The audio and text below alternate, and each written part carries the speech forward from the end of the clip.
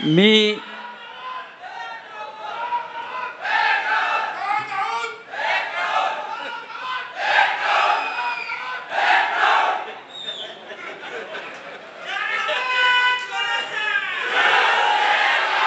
सन्माननीय शिवसेना पक्षप्रमुख उद्धव ठाकरे साहेब, शिवसेना नेते आदित्य ठाकरे, सर्व नेते आणि या वाशिममध्ये हाऊसफुल झालेले सगळे हजारो शिवसैनिक,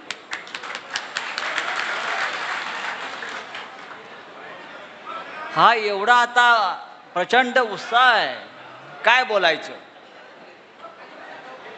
अलीकडे मी भाषण फार कमी करतो उद्धव साहेब, तुम्हाला माहिती आहे. लोक म्हणतात मी शिवराळ भाषा वापरतो.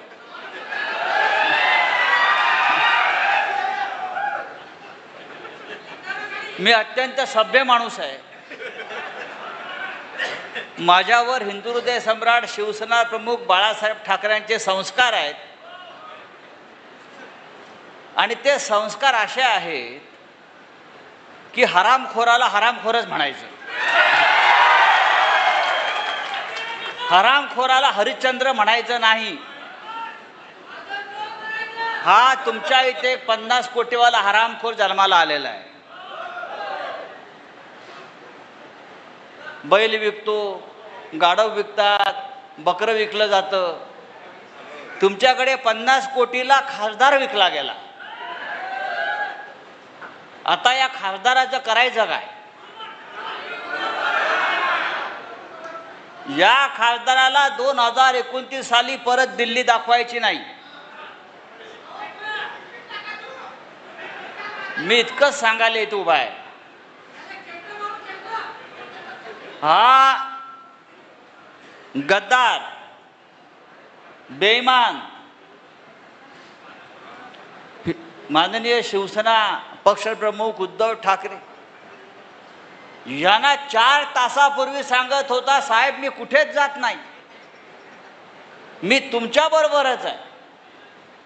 काही लोकांनी आईबाबाची शपथ घेतली, काही लोकांनी साईबाबाची शपथ घेतली आणि हे सगळ्या शपथा घेऊन 50 कोटीला विकले गेले. चिंता नाही. हा निष्ठावंत शिवसैनिक त्याला गाडल्याशिवाय राहणार नाही. आणि कुठल्या पक्षात गेले तर ज्याने आता हिंदुत्वाच्या नावानं, राम मंदिराच्या नावानं लूट सुरू केलेली आहे. प्रभू श्रीरामाच्या मंदिरात ज्याने आता 200, 300, 400 कोटीचं दानपेट्या चोरल्या, रामाच्या मंदिरावर दरोडे घातले, त्यांच्या पक्षामध्ये हे बूट चाटायला गेले. मी शिवसैनिकांना इतकंच सांगेन, शिवसैनिक कोणतंही आव्हान स्वीकारायला तयार असतो. शिवसैनिकाचा जो प्राण आहे तो प्राण म्हणजे निष्ठा आहे. निष्ठा लक्षात ठेवा. आणि निष्ठा कोणाकडे असते? एकनिष्ठ राहण्यासाठी, मी नेहमी सांगतो, एकनिष्ठ राहण्यासाठी आई नेक आणि बाप एक असावा लागतो. ज्यांचे नाहीत ते निघून गेले. आम्ही आमच्या आईशी प्रामाणिक आहोत. शिवसेना आमची आई आहे. या शिवसेनेनं महाराष्ट्राला, मराठी माणसाला, शेतकऱ्याला, कष्टकऱ्याला कायम आधार दिला, ताकद दिली. आणि ह्या जिल्ह्यानं, यवतमाळ जिल्ह्यानं, वाशिमनं हिंदू हृदय सम्राट बाळासाहेब ठाकरे ह्यांच्यावर इतकं प्रेम केलं की खासदार दिले, आमदार दिले. आणि हेच प्रेम आपण कायम ठेवा उद्धव साहेबांच्या बाबतीत, आदित्य साहेबांच्या बाबतीत. उद्धव साहेब, लोक आपल्यावरती टीका करतात, फिरत नाही, आपण फिरत नाही. उद्धव साहेब जर फिरले नसते तर हा घाऱ्या खासदार झाला असता का? हा झाला असता का खासदार? कुठेतरी अडगळीत पडला होता, त्याला उद्धव साहेबांनी उचलून आणला, सगळ्यांनी, आमच्या अरविंद सावंतांनी वगैरे, आणि दिल्लीला पाठवला. अरे थोडी तरी लाज बाळगा. पण अशा बेईमान लोकांना घडवण्याची फॅक्टरी कोणती असेल तर ती मिंधे फॅक्टरी आणि मोदी फॅक्टरी. या दोन्ही फॅक्टऱ्या, बेईमान घडवण्याच्या, गद्दार घडवण्याच्या दोन्ही फॅक्टऱ्या आता आपल्याला नष्ट करायच्या आहेत, खतम करायच्या आहेत. ही कीड आपल्याला नष्ट करायची आहे.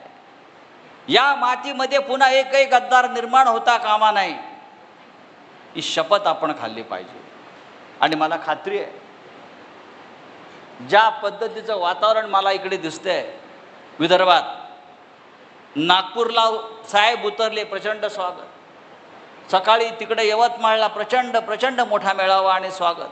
आज वाशिमला, इथून आम्ही हिंगोलीत जाणार, परभणी, शिर्डी, धाराशिव,